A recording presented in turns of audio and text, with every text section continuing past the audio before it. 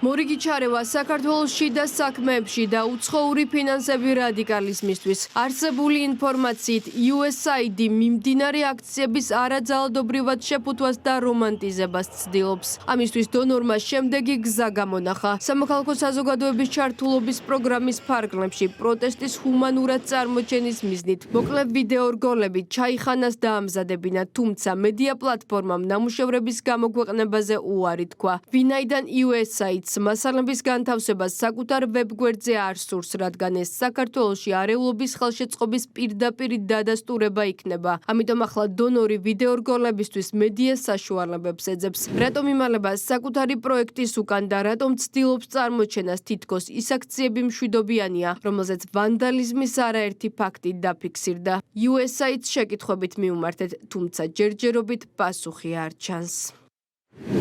უპასუხოა ჩაიხანასთან გაგზავნილი კითხვებიც. ვიმყოფებოდით საქართველოში USAID-ის მისიის სამოქალაქო საზოგადოების ჩართულობის პროგრამის ოფისშიც, რომელმაც მედია პლატფორმასთან კონტრაქტი გააფორმა, თუმცა ადგილზე არავინ დაგვხვდა. USAID-ის სამოქალაქო საზოგადოების ჩართულობის პროგრამა, რომლის ბიუჯეტიც 17 მილიონი ლარია, 2021 წელს დაიწყო და 2026-ში სრულდება. აღსანიშნავია, რომ პროგრამის განხორციელების პროცესში აქტიური თანამშრომლობა მიდის ორგანიზაცია კანვასთან, რომელიც საქართველოში ძალადობრივი ჯგუფების მომზადებისთვის ტრენინგებს ატარებს.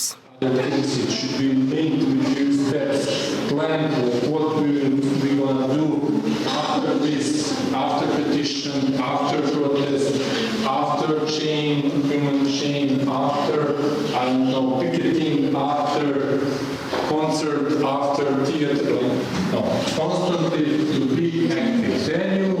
Then you are in the offense. Then they are responding to your actions. Otherwise, you are those who are responsive. Whatever they are speaking to you, I spoke with one.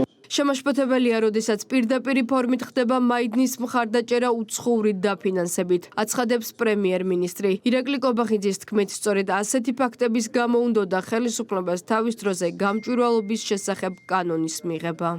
რა თქმა უნდა, პირდაპირ პასუხისმგებლობა არსებობს, როდესაც პირდაპირ ფორმით ხდება მაიდნის მხარდაჭერა უცხოური დაფინანსებით, ეს არის რა თქმა უნდა შემაშფოთებელი. სწორედ ასეთი ფაქტების გამო გვინდოდა თავის დროზე ჩვენ გამჭვირვალობის კანონის მიღება, რომელიც საბოლოო ჯამში მივიღეთ და მთავარი მიზეზი, რატომაც უპირისპირდებოდნენ გამჭვირვალობის კანონს, იყო სწორედ ეს. ვიღაცებს უნდოდათ, რომ დაფარული ფულით დაიფინანსებინათ რევოლუციები ამ ქვეყანაში, აერიათ ეს ქვეყანა, რაც ძალიან შემაშფოთებელია, მაგრამ თავი არის ის, რომ ქართულმა ხალხმა კიდევ ერთხელ არ დაუშვა ამ ქვეყანაში არც მაიდანი და არც რევოლუცია. მმართველ გუნდში ამბობენ, რომ უცხოური დონორები საქართველოში ქაოსისა და არეულობის ხელშესაწყობად სხვადასხვა გზების გამონახვას ცდილობენ. მათ შორის აფინანსებენ აგენტურული ოპოზიციის აქტივობებსაც. სხვადასხვა გზებით ხდება დაფინანსება იმ კამპანიების, რომელიც ხელს უწყობს საბოლოო ჯამში ქვეყანაში არეულობის და ქაოსის შემოტანას. ანუ ისინი ცდილობენ სხვადასხვა მარცხენა, ეგრეთ წოდებული, გზები მონახონ, რომ დააფინანსონ სხვადასხვა აქტივობები აგენტურული ოპოზიციის. ამაში მონაწილეობას იღებს NGO სექტორის წარმომადგენლებიც, იღებენ მონაწილეობას, ამაში მონაწილეობას იღებს სხვა კონტრაქტორი პირები, იურიდიული ფიზიკური პირები და ხდება უკაცრავად ჟარგონის გაправება დაფინანსების აქციების. შეიძლება ვიღაცა აღმოაჩინოთ, ხა პიროტექნიკა იყიდოს და დააწეროს იმას საახალწლო ღონისძიებებისთვის, მაგრამ ხო აღმოჩნდა, აი გუშინდელი დღისთვის რომ ემზადებოდნენ წინასწარ ამის ტკისებულება ხო დავდეთ. დიდი ფული 2 მილიონით მეტი პიროტექნიკა რომ გაიყიდა ვიდრე წინა წელს, ეს ჯიბის ფული არ მოუტანია არავის. შესაბამისად, გამჭვირვალობის კანონი მართლაც ამისთვის იყო და არის მნიშვნელოვანი, რომ ვიცოდეთ რა თანხები შემოწდა, რას ხმარდება. სამწუხაროა, რომ საერთაშორისო დონორები ასპონსორებენ ისეთ პროექტებს, რომლებიც პირდაპირ არიან ჩართული პოლიტიკურ პროცესებში და ხელს უწყობენ პოლარიზაციას და რადიკალიზმს და ხშირ შემთხვევაში არაობიექტურ მიკერძოებულ დასკვნებს აქვეყნებენ ამ პირდაპირ ჩართული არიან რევოლუციურ სცენარებში. საზოგადოებას აუცილებლად უნდა ჰქონდეს ინფორმაცია, ვინ ავრცელებს დეზინფორმაციას და ვისით დაფინანსებულია დეзинფორმაციის გავრცელება. ძალიან სამწუხაროა, როდესაც USAID-ის თანხები იხარჯება დეзинფორმაციის გავრცელებაში ჩვენს ქვეყანაში.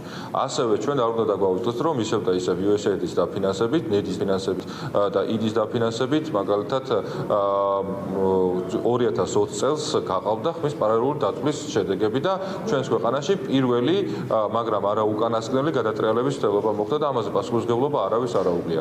ოპოზიციის ნაწილი დაფინანსების უცხოური წყაროს შესახებ საუბარს გაურბის. ნაწილი კი USAID-ის დაცვას აქტიურად ცდილობს.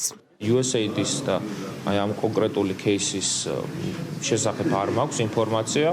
არც ეს კლიპები მინახავს, აქედან ერთი რამე რაც შემიძლია ვთქვა, რომ დიდი ეჭვმეპარება, რომ ეს რაღაცა რევოლუციური სცენარის მატარებელი ვიდეორგოლი ყოფილიყო. არ მომის USAID-მა იცით თქვენი წაკითხულიდან ვერ გიპასუხეთ რა ჩაიხანა ინფორმაციას გაგაგზავნეთ. ქართულ პოლიტიკაში უცხოური ფული უცხო არ არის. საერთაშორისო დონორების მიერ დაფინანსებული ეგრეთ წოდებული მდიდარი NGO-ები რევოლუციურ პროცესებში არაერთხელ და ღიად მონაწილეობდნენ. 2020 წელს მაშინ, როდესაც ისფედის პივიტი ქვეყანაში არეულობის და კრიზისის საფუძველი გახდა. დამალული ინფორმაციის შესახებ ყველაფერი იცოდა ორგანიზაციის დონორმა USAID-მა, თუმცა საზოგადოებას სიმართლე მანაც დაუმალა.